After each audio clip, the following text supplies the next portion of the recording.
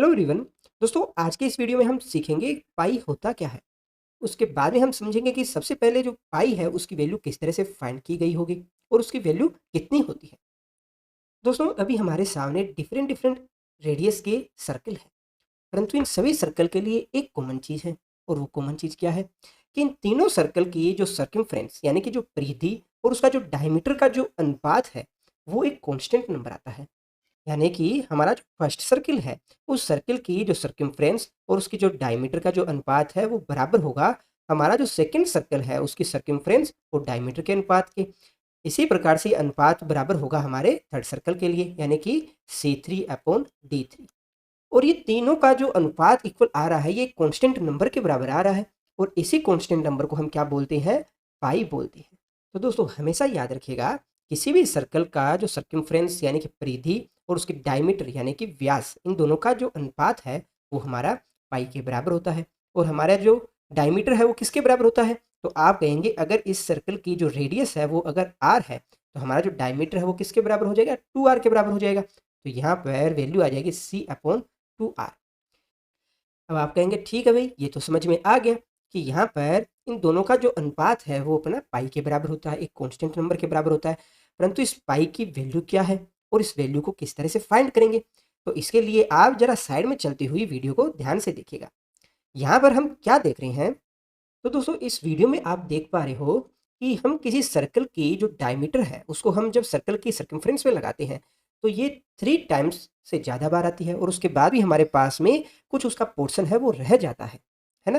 तो लगभग लगभग इसकी जो वैल्यू है वो ज़्यादा होनी चाहिए 3 टाइम्स से। तो दोस्तों, जब डिफरेंट साइज के सर्कल के लिए देखा गया तो इस पोर्शन की जो वैल्यू है वो लगभग आती है 0.14 के बराबर, है ना? तो यहाँ पर जो हमारे पास में जो डायमीटर और सर्कमफ्रेंस का जो रेशो हमारे पास में आ रहा है वो आता है, देखिए, 1 time, 1 time and 1 time and 3 time. तो ये हो गया।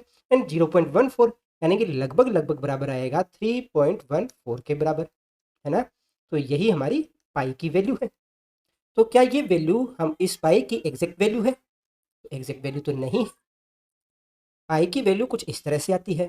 पाई इक्वल्स टू आता है 3.14159265359, और ये भी आगे तक चलता रहता है।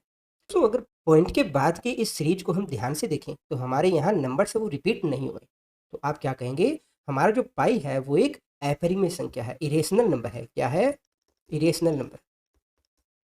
इरेशनल नंबर बहुत ही इंपॉर्टेंट नंबर। तो दोस्तों, आपके मन में एक क्वेश्चन आएगा कि सबसे पहले जब पाई की वैल्यू फाइंड की गई थी तो क्या इसी तरीके से फाइंड की गई थी, है ना? कि डायमीटर को 3 टाइम रखा और जो पोर्शन है उसकी वैल्यू अपने पास में आई है 0.14। इस तरह से फाइंड की नहीं गई होगी। तो सबसे पहले पाई की वैल्यू है उसके बारे में हमें बताया आर्किमिडीज ने। तो दोस्तों, जरा समझते हैं आर्किमिडीज ने पाई की वैल्यू है वो किस तरह से बताई। तो मान लेते हैं हमारे पास में कोई एक सर्किल है। अब दोस्तों, इस सर्किल को हम एक स्क्वायर के अंदर इस तरह से मानते हैं। इस सर्कल का जो एरिया है, इस सर्कल का जो एरिया है वो कभी भी ज़्यादा नहीं होगा हमारे स्क्वायर के एरिया से, ऐसा आप ज्योमेट्री के थ्रू देख सकते हो।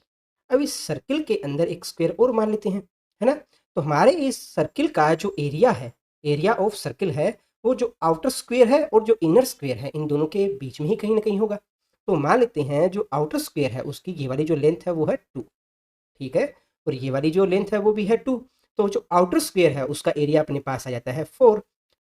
अब जरा बात करें हमारा जो इनर स्क्वायर है उसका एरिया किसके बराबर होगा? तो देखिए, ये वाली जो लेंथ है वो अप्रोक्स किसके बराबर होगी? आप कहेंगे ये बराबर है अपनी 2 के।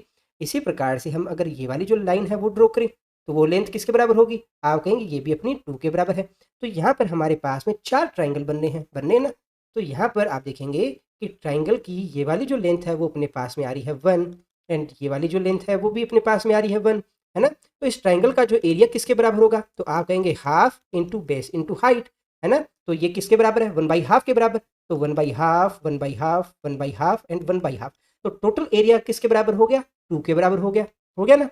तो हमारा जो सर्कल है उसका एरिया कहीं ना कहीं यहाँ पर वेरी करेगा 2 से 4 के बीच में, करेगा ना? तो दोस्तों, अगर स्क्वायर की जगह कोई और शेप ले लें, जैसे इस शेप के अंदर हमारा इस षटभुज के अंदर 6 भुजाएं हैं, तो यहाँ पर हमारा जो ट्राइंगल बनेंगे उसके अंदर 6 ट्राइंगल बनेंगे, है ना? इन 6 ट्राइंगल के लिए हम अलग अलग एरिया है वो फाइंड कर लेंगे।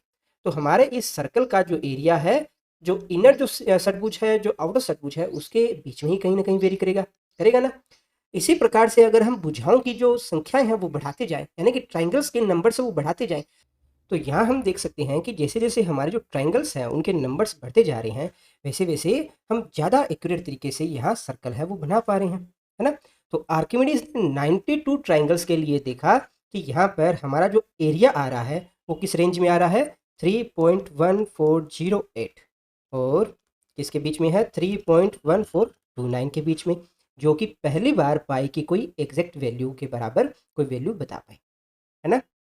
तो हमेशा याद रखिएगा पाई एक इरेशनल नंबर है और उसकी वैल्यू है वो 3.14 के बराबर आती है। और पाई होता क्या है, किसी भी सर्कल का जो सर्कमफ्रेंस है और उसका जो डायमीटर है, उन दोनों का जो रेशो हमारे पास में आता है वही हमारा पाई है। ठीक है।